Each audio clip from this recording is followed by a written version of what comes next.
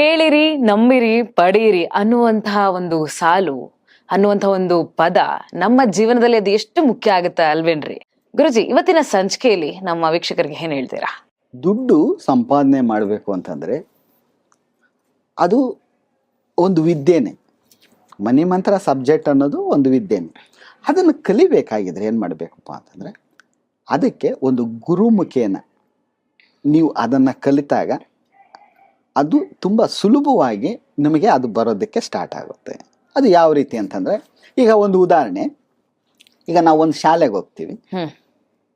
1ನೇ ತರಗತಿ 2ನೇ ತರಗತಿ 3ನೇ ತರಗತಿ 5ನೇ ತರಗತಿ ತನಕ ನಾವು ಶಾಲೆಗೆ ಹೋಗ್ತೀವಿ.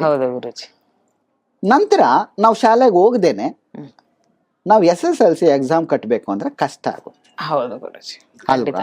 ನಾವು ಮನೆಯಲ್ಲೇ ಓದಿ ನಾವು ಒಂದು ಎಕ್ಸಾಮ್ ಅನ್ನ ಪಾಸ್ ಮಾಡಬೇಕು ಅಂದ್ರೆ ತುಂಬಾ ಕಷ್ಟ ಇರುತ್ತೆ. ಅದರಿಂದ ನಾವು ಶಾಲೆಗೆ ಹೋದ್ರೆ ಆ ಗುರುಗಳು ಹೇಳ್ಕೊಡುವಂತಹ ಪಾಠವನ್ನು ನಾವು ಕಲಿತು ನಾವು ಆ ಎಕ್ಸಾಮ್ ಅನ್ನ ಬರೆದಾಗ ಅದು ನಮಗೆ ತುಂಬಾ ಸುಲಭವಾಗುತ್ತೆ. ಖಂಡಿತ ಗುರುಜಿ. ಅದಕ್ಕೆ ನಾವು ಏನೇ ಒಂದು ವಿದ್ಯೆಯನ್ನ ಕಲಿಬೇಕು ಅಂತಂದಾಗ ಅದರ ಹಿಂದೆ ಒಬ್ಬ ಗುರು ಇರಬೇಕು, ಒಬ್ಬ ಕೋಚ್ ಅನ್ನೋನಿರ್ಬೇಕು. ಆಗ ನಾವು ಯಾವುದೇ ವಿದ್ಯೆಯನ್ನು ಕಲಿತಾಗ ಅದು ಸುಗಮವಾಗಿ ನಮ್ಮ ಗುರಿಯನ್ನು ಮುಟ್ಟೋದಕ್ಕೆ ಸಾಧ್ಯವಾಗುತ್ತೆ. ಆಗಿರ್ಬೇಕಾಗಿದ್ರೆ ಗುರು ಅನ್ನೋರು ನಮ್ಗೆ ಏನಕ್ಕೆ ಬೇಕು? ಹೌದು ಅಲ್ವಾ? ಗುರು ಅನ್ನೋರು ಏನಕ್ಕೆ ಬೇಕು ಅಂತಂದ್ರೆ, ಶ್ರೀ ಕ್ಷೇತ್ರ ಕೈವಾರ ಅಮರ ನಾರಾಯಣ ತಾತಯ್ಯನವರು ಒಂದು ಮಾತು ಹೇಳ್ತಾರೆ. ಏನಪ್ಪ ಅಂತಂದ್ರೆ, ಗುರು ಉಪದೇಶಂ ಬಾಯಕದ ಸದ್ಗುರು ಉಪದೇಶಂ ಬಾಯಕದ ಗುರು ಉಪದೇಶಂ ಆತ್ಮ ಪ್ರಕಾಶಂ ಗುರು ಉಪದೇಶಂ ಬಾಯಕದ.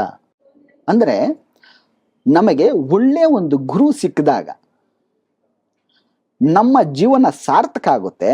ನಾವು ಇರುವಂತ ವಿದ್ಯೆ ಸುಲಭವಾಗಿ ನಮಗೆ ಸೇರುತ್ತೆ, ಮತ್ತೆ ನಮ್ಮ ಆತ್ಮ ಪ್ರಕಾಶವಾಗುತ್ತೆ ಅಂತ ಹೇಳ್ತಾರೆ. ಅಂತಂದ್ರೆ ನಮ್ಮಲ್ಲಿರುವಂತಹ ಒಂದು ಶಕ್ತಿಯನ್ನ ಹೊರತರಬೇಕಂತಂದ್ರೆ ನಮಗೆ ಒಬ್ಬ ಗುರು ಬೇಕು. ಆ ಗುರು ಅಂತಂದಾಗ ಗುರುಗಳಲ್ಲಿ ಅನೇಕ ಗುರುಗಳಿದ್ದಾರೆ. ಈಗ ನಾವು ಧ್ಯಾನಕ್ಕೆ ಗುರು ಬೇಕು ಅಂತಂದಾಗ ಅದಕ್ಕೆ ಒಂದು ಗುರು ಇರ್ತಾರೆ. ನಾವು ಭಕ್ತಿ ಮಾರ್ಗದಲ್ಲಿ ಹೋಗ್ತೀವಿ ಅಂತಂದ್ರೆ ಅದಕ್ಕೆ ಗುರುಗಳಿದ್ದಾರೆ. ನಮಗೆ ಯಾವ ತರ ಗುರು ಬೇಕು, ನಾವು ಯಾವ ತರ ವಿದ್ಯೆಯನ್ನ ಕಲಿಬೇಕು, ನಮ್ಗೆ ಯಾವ ತರ ಗುರು ಬೇಕು ಅಂತ ನಾವು ಆಲೋಚನೆ ಮಾಡಿದಾಗ ನಮಗೆ ಈ ಪ್ರಪಂಚದಲ್ಲಿ ಪ್ರತಿಯೊಂದಕ್ಕೂ ಮುಖ್ಯವಾಗಿರುವಂತಹ ಒಂದು ವಸ್ತು ಅಂದ್ರೆ ದುಡ್ಡು. ನಮಗೆ ಬೇಕಾಗಿರೋದೇನಂತಂದ್ರೆ ದುಡ್ಡು ಸಂಪಾದನೆ ಮಾಡೋದಕ್ಕೆ ಈಸಿಯಾಗಿ ನಮಗೆ ಕಲಿಸ್ಕೊಡುವಂತ ಒಬ್ಬ ಗುರು ಬೇಕು.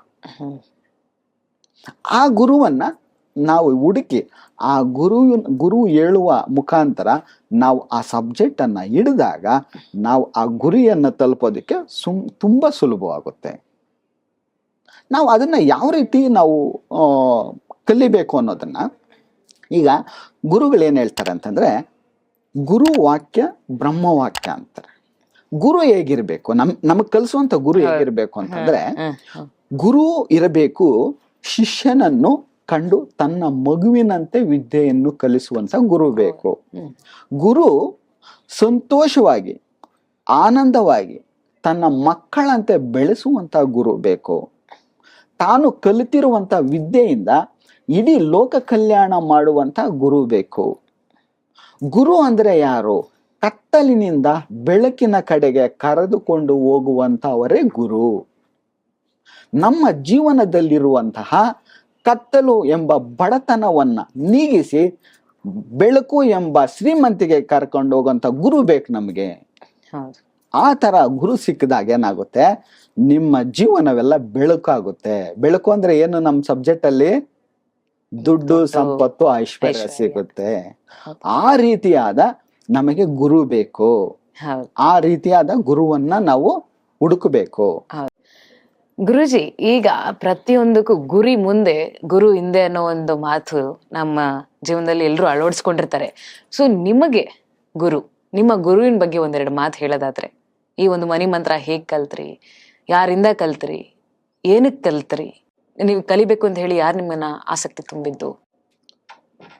ನಮಗೆ ಮನಿ ಮಂತ್ರ ಕಲಿಬೇಕು ಅಂತ ಆಸಕ್ತಿ ಬಂತು.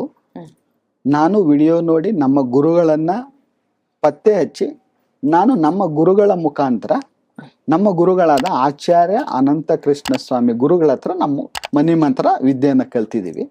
ಇದು ಕಲಿತು ನಾನೊಬ್ಬನೇ ಶ್ರೀಮಂತ ಆದರೆ ಸಾಲದು. ಇದು ನಾನು ಕಲಿತಿರುವಂತ ವಿದ್ಯೆಯನ್ನ ಲೋಕ ಕಲ್ಯಾಣವಾಗಬೇಕು ಅಂತಂದಾಗ ಸಮಾಜದಲ್ಲಿ ಎಷ್ಟೋ ಲಕ್ಷಾಂತರ ಜನ, ಕೋಟ್ಯಾಂತರ ಮಂದಿ ಏನಾಗಿದ್ದಾರೆ, ಸಾಲದ ಬಾಧೆಗಳಲ್ಲಿದ್ದಾರೆ, ದುಡ್ಡಿನ ಸಮಸ್ಯೆಯಲ್ಲಿದ್ದಾರೆ, ಎಲ್ಲ ಆರ್ಥಿಕ ಸಮಸ್ಯೆಗಳಲ್ಲಿದ್ದಾರೆ. ಅಂಥವರಿಗೆಲ್ಲ ನಮ್ಮ ಮನಿ ಮಂತ್ರ ಸಬ್ಜೆಕ್ಟ್ ಅನ್ನ ತಂದು ಅವರನ್ನ ಶ್ರೀಮಂತರನ್ನಾಗಿ ಮಾಡಬೇಕು ಅನ್ನೋದೇ ನನ್ನ ಗುರಿ. ಅದರಿಂದ ನಾನು ಈ ಸಬ್ಜೆಕ್ಟ್ ಅನ್ನ ನನಗೊಬ್ಬನಿಗೆ ಸೀಮಿತ ಅಲ್ಲ ಅನ್ನೋದನ್ನ ನನ್ನ ಮನದಟ್ಟಿಗೆ ತೆಗೆದುಕೊಂಡು ನಾನು ಈ ದಿನ ಮನಿ ಮಂತ್ರ ಎಂಬ ಸಬ್ಜೆಕ್ಟ್ ಅನ್ನ ಇಡೀ ನಮ್ಮ ಜನತೆಗೆಲ್ಲ ಕೊಡ್ಬೇಕು. ನಾನು ಅವರನ್ನ ಕೋಟ್ಯಾಧಿಪತಿಗಳನ್ನಾಗಿ ಮಾಡ್ಬೇಕು. ಅದು ಒಬ್ಬರನ್ನ ಇಬ್ಬರನ್ನಲ್ಲ, ನನ್ನ ಉದ್ದೇಶ ಕೋಟಿ ಮಂದಿಯನ್ನ ಕೋಟ್ಯಾಧಿಪತಿಗಳನ್ನಾಗಿ ಮಾಡ್ಬೇಕು ಅನ್ನೋದೇ ನನ್ನ ಉದ್ದೇಶ. ಅದರಿಂದ ನಾನು ಹೇಳೋದೇನಂತಂದ್ರೆ, ನಿಮ್ಮ ಜೀವನ ಪ್ರಕಾಶಮಾನವಾಗಿರ್ಬೇಕು ಅಂತಂದ್ರೆ, ನಿಮ್ಮ ಜೀವನ ಆನಂದವಾಗಿರ್ಬೇಕು ಅಂದ್ರೆ, ನಿಮ್ಮ ಮನೆಯಲ್ಲಿ ಶಾಂತಿ ನೆಮ್ಮದಿಯಿಂದ ಇರಬೇಕು ಅಂದ್ರೆ, ನೀವೆಲ್ಲ ಯಾವಾಗಲೂ ಸಂತೋಷವಾಗಿರ್ಬೇಕು ಅಂತಂದ್ರೆ, ನಿಮ್ಮ ಮನೆಯಲ್ಲಿ ಪ್ರತಿದಿನ ಹಬ್ಬದ ವಾತಾವರಣ ಇರಬೇಕು ಅಂತಂದ್ರೆ, ನೀವು ಯಾವುದೇ ಒಂದು ಯೋಚನೆ ಮಾಡಿದಿರಾ ಈ ಮನಿ ಮಂತ್ರ ಸಬ್ಜೆಕ್ಟ್ ಅನ್ನ ಕಲೀರಿ ಅಂತ ಹೇಳ್ಬೋದು. ಈಗ ನಮ್ಮ ಮನೆಯಲ್ಲಿ ಪ್ರತಿದಿನ ಹಬ್ಬದ ವಾತಾವರಣ ಅಂದೆ. ಹಬ್ಬದ ವಾತಾವರಣ ಯಾವಾಗಿರುತ್ತೆ? ಹಬ್ಬ ಬಂದಾಗ ಮಾತ್ರ ಇರುತ್ತೆ ಅಲ್ವರಾ? ಹಬ್ಬ ಬಂದ ತಕ್ಷಣ ನಾವು ಹೊಸ ಬಟ್ಟೆಗಳು ತಗೊಂಡ್ಬರ್ತೀವಿ, ಮನೆಯಲ್ಲಿ ಎಲ್ಲ ಮಕ್ಕಳಿಗೆಲ್ಲ ಹೊಸ ಬಟ್ಟೆ ಕೊಡ್ಸಿರ್ತೀವಿ. ಅಲ್ಲಿ ಒಂದು ವಾತಾವರಣ ಯಾವ ತರ ಇರುತ್ತೆ ಹೇಳಿ? ಸಂತೋಷದ ವಾತಾವರಣ ಇರುತ್ತೆ. ಅದು ಯಾಕಿತ್ತು ಅಂತಂದ್ರೆ, ಅಲ್ಲಿ ದುಡ್ಡಿದೆ. ಏನಕ್ಕೆ ದುಡ್ಡಿದೆ ಅಂತಂದ್ರೆ, ನಾವು ಆ ಹಬ್ಬಕ್ಕೋಸ್ಕರವಾಗಿ ನಾವು ದುಡ್ಡನ್ನೆಲ್ಲ ರೆಡಿ ಮಾಡಿಟ್ಟಿರ್ತೀವಿ. ಅರ್ಥ ಆಯ್ತಲ್ಲ? ಅದೇ ರೀತಿಯಾಗಿ ನಿಮ್ಮ ಪ್ರತಿದಿನ ನಾವು ವರ್ಷಕ್ಕೆ 2 ಸರ್ತಿ 3 ಸರ್ತಿ ಹಬ್ಬ ಮಾಡೋದಲ್ಲ, ಪ್ರತಿ ದಿನನೂ ನಮ್ಮ ಮನೆಯಲ್ಲಿ ಹಬ್ಬದ ವಾತಾವರಣ ಇರಬೇಕು. ಅದಿರ್ಬೇಕಂತಂದಾಗ ದುಡ್ಡಿದ್ದಾಗ ಪ್ರತಿದಿನನೂ ಹಬ್ಬನೇ.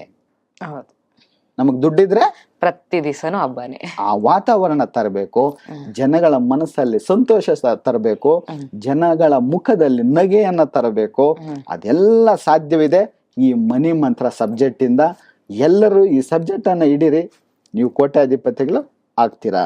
ನಿಮ್ಮ ಜೀವನದಲ್ಲಿ ಆರ್ಥಿಕ ಸಮಸ್ಯೆಗಳಿಂದ ಹೊರಬರಬೇಕು ಅಂತಿದ್ರೆ, ನೀವು ದುಡ್ಡನ್ನ ಸುಲಭವಾಗಿ ಸಂಪಾದನೆ ಮಾಡಬೇಕು ಅಂತಂದ್ರೆ, ನಿಮಗೆ ಬೇಕಾಗಿರುವಂತಹ ನಿಮ್ಮ ವಿದ್ಯೆ, ಯಾವ ವಿದ್ಯೆ ಕಲಿಬೇಕು ನೀವು, ಆ ವಿದ್ಯೆನಲ್ಲಿ ಒಳ್ಳೆ ಗುರುವನ್ನ ಆಯ್ಕೆ ಮಾಡ್ಕೊಳ್ಳಿ.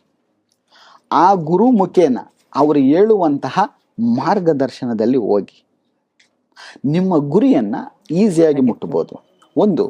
ಅದಕ್ಕೆ ಹೇಳ್ತಾರೆ, ಈಗ ಗುರು ಇರಬೇಕು ಅಂತಂದ್ರೆ, ಆ ಗುರು ಯಾವ ತರ ಇರಬೇಕು ಅಂತಂದ್ರೆ, ದಯಾಮಯ ಗುರು ಕರುಣಾಮಯ, ಕರುಣಾಮಯ ಗುರು ಪ್ರೇಮಾಮಯ, ದಯಾಮಯ ಗುರು ಕರುಣಾಮಯ, ಕರುಣಾಮಯ ಗುರು ಪ್ರೇಮಾಮಯ.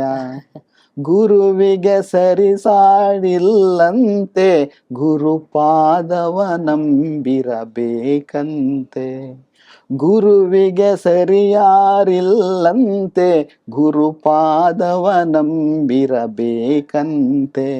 ಅಂದ್ರೆ ಗುರುವನ್ನ ನಾವು ನಿಜವಾಗಲೂ ನಂಬಿದಾಗ ಆ ಗುರು ಅನ್ನೋರು ನಿಮ್ಮ ಗುರಿಯನ್ನ ಸುಲಭವಾಗಿ ಮುಟ್ಟಿಸ್ತಾರೆ. ಅಂದ್ರೆ ಆ ಗುರುವನ್ನ ನಾವು ಹುಡುಕೊಂಡು ಆ ಮಾರ್ಗದಲ್ಲಿ ಹೋಗೋದಕ್ಕೆ ನಾವು ಯೋಚನೆ ಮಾಡ್ಬೇಕು.